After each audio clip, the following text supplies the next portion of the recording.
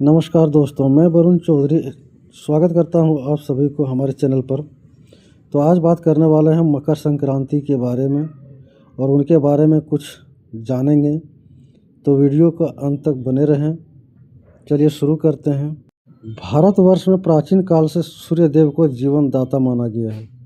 सूर्य पूरे वर्ष में 2 मार्ग से चलते हैं, 6 महीने दक्षिणयान में और 6 महीने उत्तरायण में। जब सूर्य धनु राशि से निकलकर मकर राशि में प्रवेश करते हैं तभी आता है मकर संक्रांति। उत्तरायण का समय शुभ, पवित्र और मोक्षकारी का माना गया है। शास्त्रों में लिखा है, उत्तरायणे मृत्यो जंतु ब्रह्मलोकस गच्छति, अर्थात उत्तरायण में जीवन त्यागने वाला व्यक्ति मोक्ष को प्राप्त होता है। महाभारत युद्ध के समय की बात है। कुरुक्षेत्र युद्ध समाप्त हो चुका था। भीष्म पितामह बाणों की शैया पर लेटे हुए थे। उन्हें इच्छा मृत्यु का वरदान प्राप्त था, फिर भी उन्होंने प्राण त्याग नहीं किए। उन्होंने कहा, मैं सूर्य के उत्तरायण होने की प्रतीक्षा कर रहा हूँ। उत्तरायण में मृत्यु मोक्ष देती है।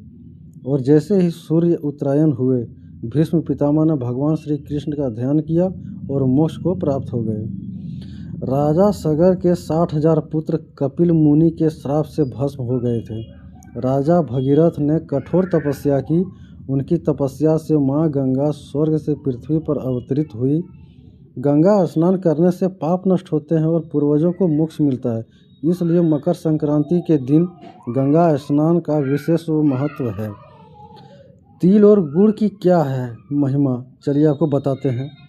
तिल और गुड़ केवल व्यंजन नहीं है, शास्त्रों में कहा गया है तिल जो है पाप को नाश करते हैं, गुड़ जो है जीवन में मिठास लाते हैं। इस दिन तिल गुड़ खाने से कटुता और वैर समाप्त होते हैं। कहा जाता है, तिल गुड़ खाइए और मीठा मीठा बोलिए।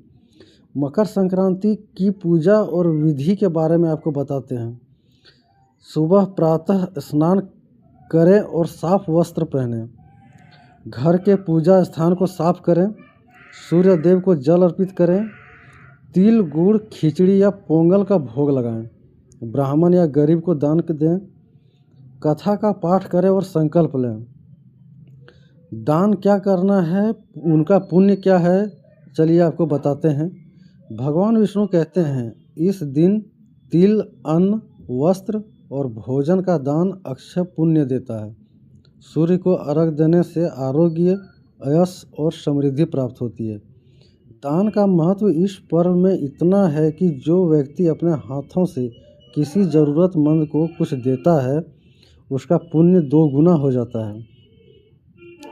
तो दान इस समय करना चाहिए, सबको करना चाहिए। चलिए बताते हैं ऐसे एक किसान के बारे में। एक गांव में किसान रामदीन रहता था। सारा साल वह खेतों में मेहनत करता था। मकर संक्रांति के दिन वह सुबह जल्दी उठता, स्नान करता और सूर्य को जल अर्पित करता। अपने बच्चों और परिवार के साथ तिल गुड़ खाता और खेत में पक चुकी फसल को देखकर खुशी मनाता। इस दिन बच्चे छत पर पतंग उड़ाते और पूरा गांव खुशियों में रंग जाता।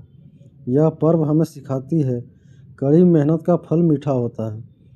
ऐसे ही वीडियो देखने के लिए चैनल को सब्सक्राइब करें, एक लाइक करें। धन्यवाद। हर हर महादेव।